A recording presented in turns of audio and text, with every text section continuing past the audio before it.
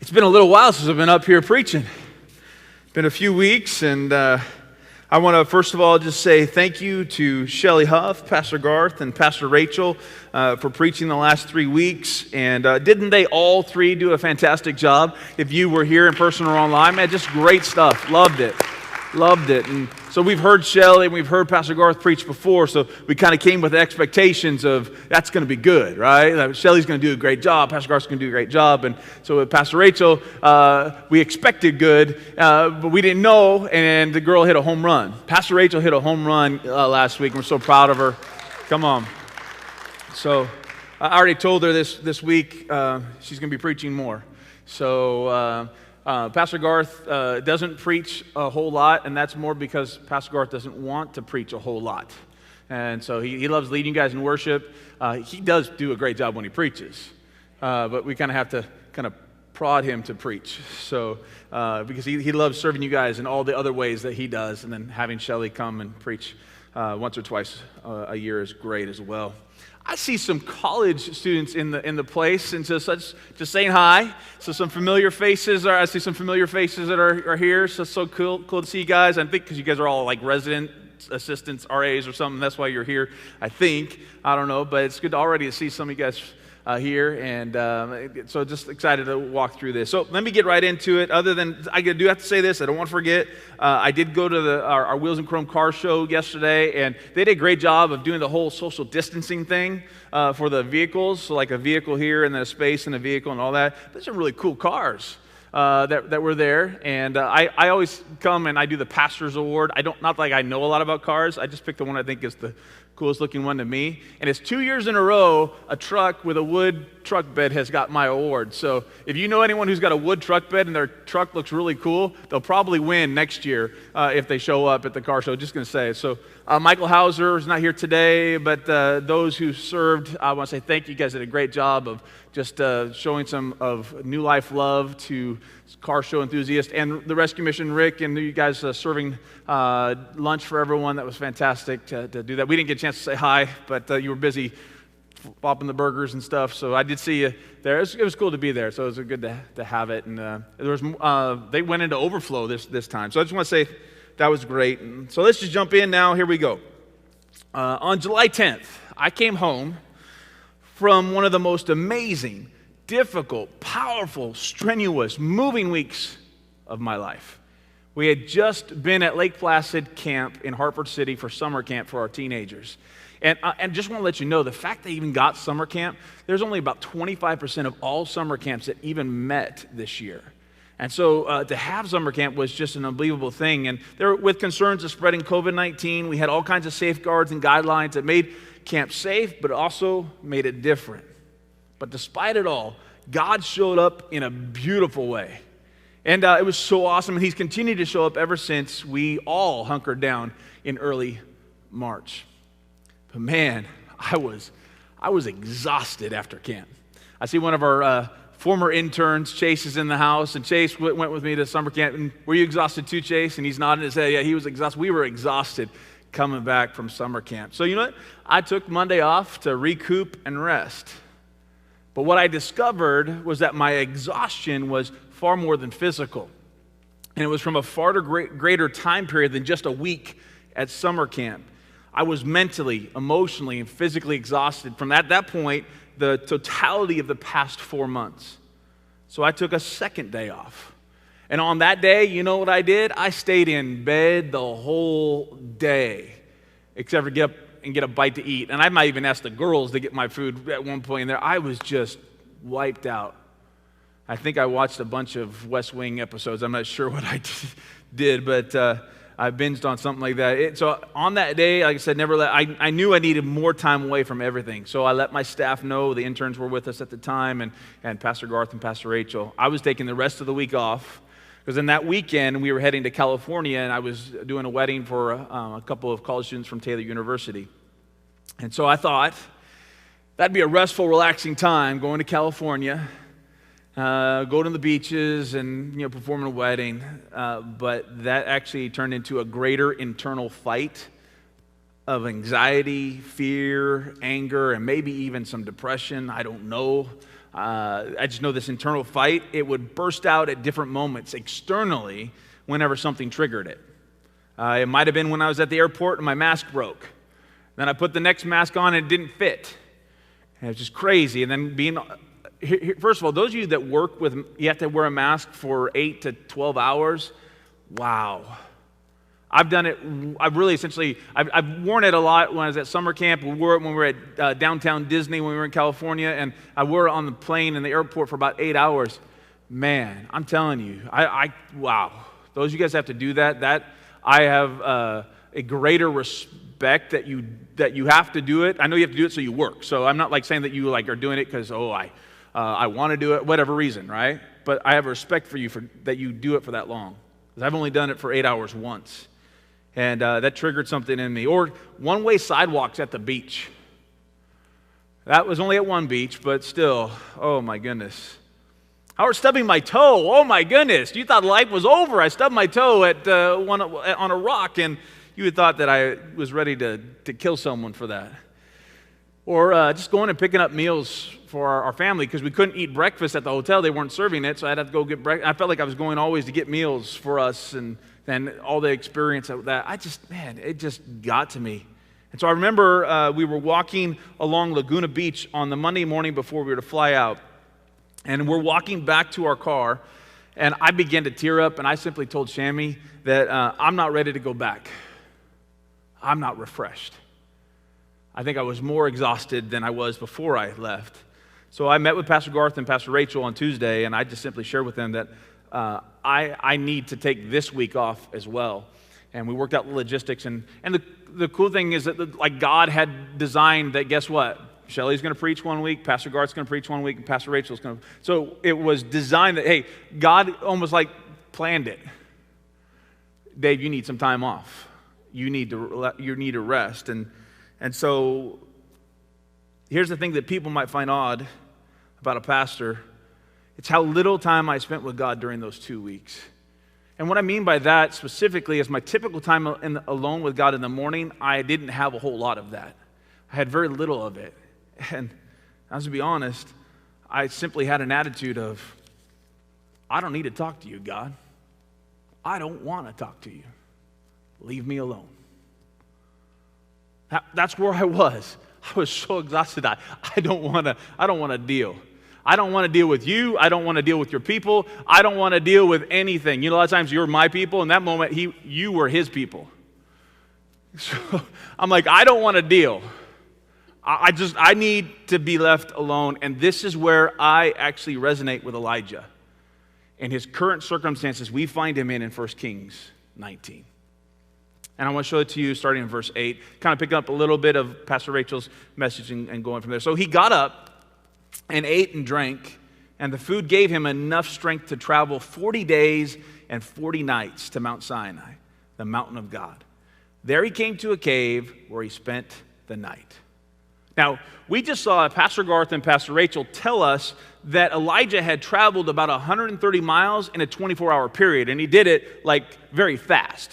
Like he was like not a marathon runner, but one of those extreme marathon runners, all right? That like he could do in 24 hours, he went 130 miles. But now we notice that he takes about 40 days to travel 200 miles. You're not sure of where he's at. Israel's up here. Mount Sinai is on what's called the Sinai Peninsula. It's down, I think it's Saudi Arabia, and it's down here at the bottom. And he's up here at this moment. I think he's at Beersheba, which is south of Jerusalem, if you kind of get a visual, and he goes 200 miles down to Mount Sinai, where he had traveled from Mount Carmel to Beersheba, and all that was like the 130-mile journey, but he takes the 200-mile journey, and he takes it in 40 days, where he took this one in just 24 hours. So this is, I think, is very simply Elijah was exhausted.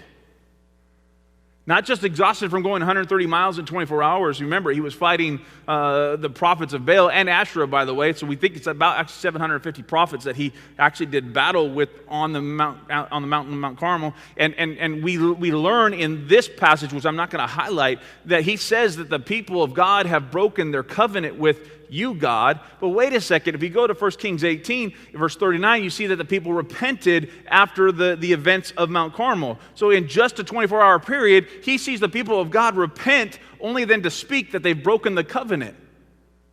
How fickle are we as followers, right? We could go up and down, and he's just dealing with so much in this moment. How many of you would say, if you were in a conversation with me, Pastor David, I'm exhausted. I'm exhausted from this pandemic. I'm exhausted from racial tensions. Not saying that racial tensions aren't bad, because I think it's a tension that we need to manage in our life, not just ignore and try to solve it. Because racial tensions will always be around, but we can get exhausted from them. Especially the way that it's led then to not peaceful protests, but riots and looting and all that's happened. This is exhausting.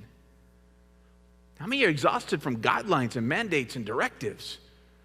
That one day it says this, and the other day it's this, and the other day it's that. That can be exhausting. Try following it so you can lead people that you love well. Some of us get so exhausted that we become easily offended or easily angered. Some of us are exhausted from social media. And some of you have hid a bunch of friends because you're tired of what they're saying.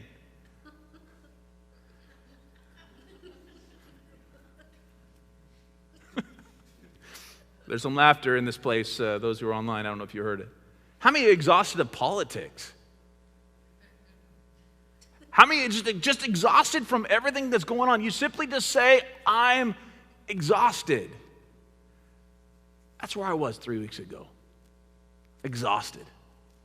That's where Elijah is. And that's why we've been using what James says in his book about Elijah to help center us in the midst of this deep dive into his life. James 5:17. Elijah was as human as we are. Elijah was as human as we are. That's so important, and we look at all the things Elijah goes through. So I venture a guess. We don't actually see this, but I guess that during those 40 days and nights, there was not much conversing between God and Elijah. I think Elijah wanted to be left alone. I think he took 40 days because he was going to Mount Sinai. He's going to the mountain of God. And it's almost like, I'm going to eventually meet up with God, so I'm going to take my time before I meet up with God. How many of you guys know we're going to come head to head with God at some point in our lives? And so we try to take our time getting to God. Oh, no, man. If I get to church, I know what's going to happen. If I talk to Pastor Dave or Pastor Rachel, Pastor Garth, if I talk to my friend, if I talk to my wife, I talk to someone, right? We just kind of avoid certain things because we know when we get there, something's going to happen. So we really don't want to deal with it. And maybe that's why he took 40 days and 40 nights. I don't know. Maybe it's also because God likes the number 40, and so I don't know. We don't know exactly why it takes that time, but I just venture to say there wasn't much talking between the two of them. But yet in his desire to be alone, he travels to a place where he knew God had met with Moses before. First as a burning bush, and then later when he writes the 10 Commandments on those tablets. Twice, mind you. There was something in Elijah. There was something in Elijah that he still held on to. I think was hope. I think Elijah was holding on to hope. Hope that God would intervene in this situation, that God would show up. Hope that he too could meet with God like Moses once did. See, even when you're exhausted and you feel like you're losing grip on life, hold on to hope. Paul commended the believers in 1 Thessalonians chapter 3 for having an enduring hope. And the hope they had was in Jesus. Pastor Rachel shared last week how we are at war, but there's hope. And there is. Can I show you the hope that I see in Elijah's story, at least this part of his story? Will you allow me to help us walk through it today? And I see the hope actually in a question that God asks Elijah. He asked Elijah this question twice in this time frame, in a 24-hour time frame. It starts the first time in verse 9, the second part of verse 9. But the Lord said to him, "What are you doing here, Elijah? What are you doing here, Elijah?" So much in that question. so much in that question. What are you doing here? Elijah went to a place where God had showed up before to be reminded of who God is, that God is powerful, that God is present, and that God is personal. I'm going to show you today that how that question, what are you doing here, Elijah, reveals to you and me that God is powerful, that God is present, and God is personal. That in the midst of your own stuff, in the midst of what you're going through, what you're struggling, what you're exhausted from, I know this, that God is up to something. He wants to show you something. And so will you permit me then for the next few minutes to break this down for you? And you see it already up here. Either it popped up on your screen or it's right here on the screens. I want to look at it, this question, in three different ways. The first one is this. What are you doing here, Elijah? What are you doing here, Elijah? What this tells me is that God knows what you've done. God knows God knew what Elijah had done to that point. Elijah was fleeing. Elijah was getting out of there. God knows what you've done. Let that sink in for a moment. God knows the good that you've done. But God knows the bad. God knows the successes. God knows the failures. God knows your victories. And God knows your defeats. And I'll be honest, we often compare ourselves with others, don't we?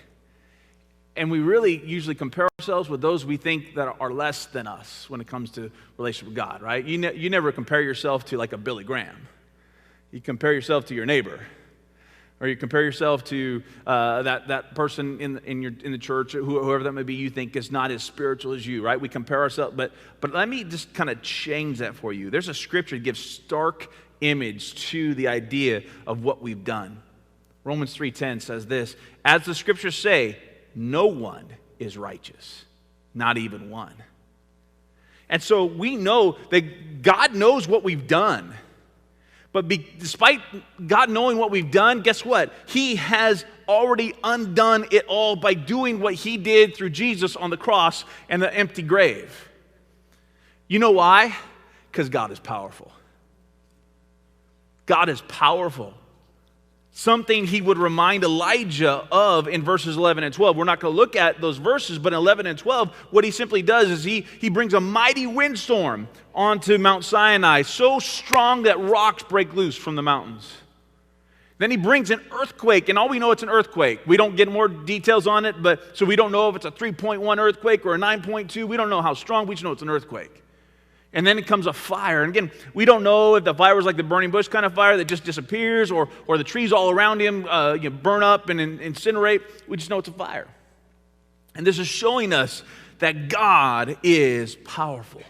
But his power was also seen in the last instance of those verses of how God chose to show up in a whisper. And in that whisper, guess what one commentary calls the whisper? He calls it a sound of sheer silence. I want to recommend something to you guys. The something I want to recommend to you is to do 60 seconds of silence before you start your time alone with God. I want you to try 60 seconds of silence before you go into work. I want you to try 60 seconds of silence before you go to school. Just before you go do something, before you're supposed to go jump into, are we like just a go, right? Don't we just move and move and move and move? What if you just took 60 seconds? Stop. Maybe put your phone on airplane mode during that 60 seconds so you can't get interrupted. Just 60 seconds every day. At different little points, there will be power in that silence. And in that sure sound and power of silence, God asks Elijah that question a second time. And this time I want to highlight a little different. Well, yeah, and the voice said, that whisper voice said, what are you doing here, Elijah? So let's look at that question again with a second highlight. What are you doing here, Elijah? What are you doing here, Elijah? See, God knows what you've done, but he also knows where you are. God knows what you've done, but he knows where you are. You know, I'm amazed by how many people are surprised by our journey 14 years ago from Las Vegas to Indiana. I still get surprised when we tell something, they're like, how'd you end up in Marion, Indiana? God. And that's the short answer. I've got a longer answer, and I usually give the longer answer, but the short answer is God. And though everybody seems surprised that we would come from Las Vegas to Marion, Indiana, God wasn't surprised. In fact, no one in Las Vegas was surprised about our journey from Seattle to the Vegas Valley. I can tell you, God's never surprised about your journey.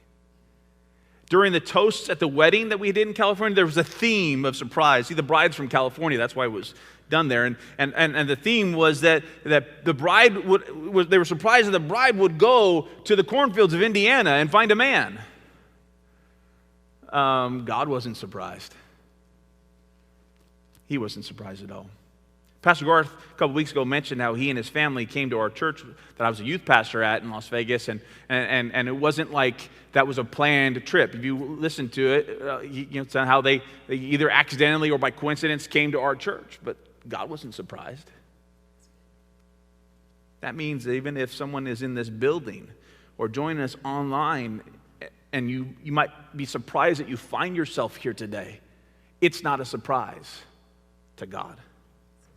God wasn't asking Elijah, how did you get there? How did you get to where you were? I don't remember. Think about this, because God fed him and prepared him for the journey to Mount Sinai. We read that at the beginning. Because God knows your journey, he will always prepare you for the journey. He'll give you what you need for your journey. It might surprise you, but when you look back and you'll actually see his preparation for the journey that where you're at in that moment, because God knows where you are. And no matter where you are, he is there too, because God is present. God is present. He's with you, he's with me, he's with us. Wherever you are, he is there. What are you doing here, Elijah? One last time, notice this. What are you doing here, Elijah? See, God knows what you've done. God knows where you are, but he knows who you are. God knows who you are. God knows your name. God didn't just say, what are you doing here, son? What are you doing here, bro? What are you doing here, Elijah? God knows your name. You know why God knows your name? Because God is personal. Can I show you some verses to prove it? That's a good, right? Use the Bible as a good point of proving that God is personal. Let me show you. Jeremiah chapter 1, verse 5 says, I knew you before I formed you in your mother's womb. I knew you before I formed you in your mother's womb. That means even our three babies, Mikey, Maddie, and Lyndon, that we've never got to hold and see, God knew them before they were formed. Even if they were only formed for about 10 weeks, God knew them before he formed them. And so I don't know your circumstances. We all have different circumstances when it comes to kids and all that stuff. But God, he knew you before he formed you. Next verse, I think it's Matthew 6:8. No, Luke 12:7. The other one's Matthew 6:8. 12:7. And the very hairs on your head are all numbered. Now, all those who have less hair, we're not trying to make fun of you. It's just the reality. All right? All your hairs are numbered. So whether you've lost 902 or you have 902, he knows all of them. Because he's personal. Now, Matthew 6:8. Look at this. Matthew 6:8. For your Father knows exactly what you need. Not like he kind of randomly knows, like a ballpark knows. He exactly knows what you need. even before you ask him. That sure sounds like a personal God to me. I don't know about you, but that sounds like a personal God. So, because God knows who you are, God is personal. In the midst of this war against evil, Elijah was reminded that God is powerful, that God is present, and God is personal. That God knows what he's done, God knows where he is, and who he is. And I believe that this reminder propelled Elijah to finish his prophetic ministry well. Something we'll see in the weeks ahead. And so in the midst of your war against evil, God is powerful. God is present. God is personal. Yes, he knows what you've done. He also knows where you are, and he knows who you are. And may that propel you into your future and not hold you back without hope. I'd like to close today, though, with one final thought. In our time, in this part of Elijah's story, it takes us a little bit off of these three things, and so just to kind of connect us here with this thought, and even my time alone, those 2 weeks away. One of the things I did in the second week away, with Shammy's urging, is go golf. In fact, I went golfing 5 days in a row. I even golfed while you were at church not last Sunday, I was here last Sunday, 2 weeks ago. I purposely had a tee time during service. Someone would call that heresy. Someone would call that cool. I don't really care what you call it. I just knew I needed to get away and refresh, and that was actually a refreshing time. Each time I teed off, it got actually better. It's an amazing kind of thing. No hole-in-one on Sunday. So, because people like, if a pastor, went golfing on Sunday, he got a hole-in-one, he couldn't tell anyone. I just told you I went golfing, so no, nothing stellar like that. I did get a birdie, but, anyways, we'll move on. One of those days, I was coming up to a group of 3 golfers who offered for me to do one of two things. I could either play through, because I was playing by myself all but one day when I went with the girls.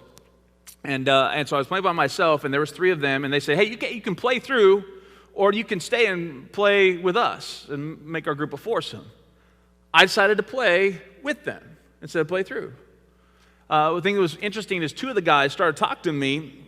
They were in one cart, and the other gentleman was in his cart by himself, and I always push my cart, and so they were talking to me, and they told me the third guy was a minister.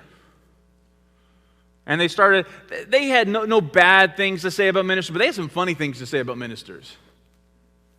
And then they asked me what I did for a living. Again, it was just fun. It was fun stuff, and I said I was a minister. They actually asked if I was laid off. I think it was the Friday that I was playing Friday morning. And I said, no. And then they actually said, why is it that people are laid off or ministers are the only ones out here golfing? That's what they actually said. Again, it's just some funny perspective that just to give to you guys. But here's what I want to share. So I told him I was a minister. Eventually then found out Jason is his name, the other minister. And he and I actually started having a conversation through the rest of the time that we were golfing. And we actually began to encourage one another in our efforts to lead our churches. We're both pastors here in Grant County, and we encourage one another in just what's happening in your church, what's happening with how people deal with masks, not masks, this, that, online, in person, all the stuff that we as pastors have had to walk through. It reminds me of part of God's response to Elijah's complaints in verse 10. See, Elijah complains in verse 10 that the people of God broke their covenant, they've torn down the altars, they've killed the prophets, and I'm the only one left. I can tell you, in the midst of all this, sometimes I have felt very alone. I have a pastoral staff, but still, when dealing with this and just as a lead pastor, there's a little bit of a difference in how you're having to deal with it. Sometimes I feel like I'm all alone in this, and that can be exhausting. But I want you to see God's response in verse 18 to Elijah. Yet I will preserve 7,000 others in Israel who have never bowed down to Baal or kissed him. Elijah thought he was all alone in his war against evil, but God showed him he wasn't. You are not alone in this war, so don't try to be. You are not alone in this war, so don't try to be. Or I'll say this, you're not in this war alone, so stop trying to be. You're not alone. Take time to be alone with God. but then get together with others and share your burdens with each other. Encourage one another. Spur on one another towards love and good deeds. Pray for one another that you may be made well. Help others come to know for the first time or be reminded that God knows what you've done. God knows where you are. God knows who you are. Help them see that God is powerful, that God is present, and that God is personal in their lives. This September, we want to help you do this. Yes, we are. It's more of a recalibration than this relaunch. I'm using the term relaunch, but it's more of a recalibration as a church as we go into this recalibration of holy, which means completely holy. And we are providing a new season of life groups with a new study called Holy, Holy. And we'll be looking at Daniel in the midst of that study and how Daniel, Shadrach, Meshach, and Abednego were holy, holy in an unholy land. And so you need to get people around you. You need to find your people. You need to find a group of individuals who you would want to be together. Even if it's online, you don't have to be in person with people. But whether it's online or in person, you need to do this. You need to see Pastor Rachel say, hey, I'll lead and host a group online. I'll lead and host a group in person. We need each other in this war versus evil. Don't try to do it alone. It's better together anyways. It really is. So find your people. Find who God wants you to connect with this fall. I'll ask everyone to close their eyes, even those online. Close your eyes for a moment. I've got a couple of questions I want to ask for those in this room and those online. Did you come today and realize for the first time that God is powerful, that God is present, and that God is personal? Did you come today for the first time and realize that Jesus wants to be personal in your life? He wants you in your life. He wants you in his life. If that's you, I'd ask you to raise your hand right now in this room. But ask you online to simply say, yes, I need Jesus in the comments. Anyone in person say, yeah, I need Jesus. Beautiful.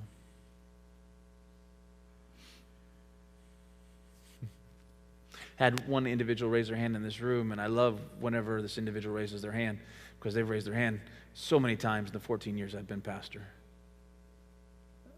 But they raise their hand because they love Jesus and they just want more and more of Jesus. I love that simplicity. It's such a beautiful thing. So many times we think, I got enough Jesus. Not for this person. That's so awesome. If you're here, you say, I need Jesus. Raise your hand. Thank you. Thank you.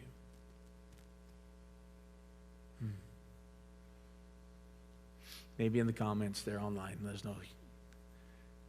Or maybe you isn't a case where you just got reminded today that God is powerful. Maybe today was a reminder of how powerful he is. Maybe today was a reminder of how present he is in your life. You felt alone. And you realize today, man, he's right there. Maybe today was a reminder of how personal God is in your life, that he knows you by name, that he knew you before he formed you in your mother's womb. He knows exactly how many hairs on your head. He knows the color of the hairs on your head. He knows your natural color of the hairs on your head. He knows everything about you. And you just needed to be reminded of that today. And you're going to hold on to that hope today. Raise your hand. Yeah, that's me. Come on. Let me pray for both questions here. God, I thank you for those who have raised their hand and say, yes, I need Jesus. And I do believe that those who are in this room said, yes, I need Jesus. Not was like they didn't have you, Jesus, but just that fresh reminder of it. And so I joined them with everyone else in this room that simply have been reminded today that God, you are powerful, that you are present, and you are personal, that you know what we've done, but you still love us anyways, and you have undone what we've done with the cross and the empty grave, with Jesus' resurrection, and then, God, you know where we are, and you're there with us, and you know who we are. You know us by name. I pray, God, that would just spark some hope and give us a greater enduring hope like those of the Thessalonians that Paul commended. May we be commended for our hope in you, our powerful, our present, and our personal God. In your name we pray. Everyone said, amen, amen. We do two things here at New Life. We do a challenge and a question each week. And the reason why isn't just to do it. It's because we really want to make this more than just a message on a Sunday morning. We're interested in your 7 days a week, not your 1 day of the 7 days. And so the challenge this week is to commit to writing down how God is powerful, how God is present, how God is personal in your life and others this week. In other words, I don't want you to write down from today backwards. I want you to write during this week where you see his power, where you see his presence, and where you see he's personally interacting in your life. And so, Bailey, can you get me the devotional journal that's down at the very bottom? I think there's one there. I want to show this real quick. Thanks, babe. Yeah. So, this devotional journal here in person, real simple. You can use this to do these things, to write these things down. These devotional journals are on the other side in the lobby opposite of Cafe Aroma. There's probably about 15 of them out there. We have plenty more in the back, but if you want a devotional journal to help you do this challenge, then grab one of these on the way out. It's also got a cool New Life pen in there. You can even use it for your study time. We have the study observation application prayer soap. We all need to clean our bodies. We need to clean our spirits too. So that's why we have that soap there for you guys. So, and then just keep reading 1 Kings 19. We're still in 1 Kings 19. If you want to read ahead, you can. You can read back, you can. But 1 Kings 19, we're still in that next week. Here's the questions. Very simple questions this week. They're also posted on Facebook page for everyone who's online. How have you seen God be powerful in your life? How have you seen God be present in your life? How have you seen God be personal in your life?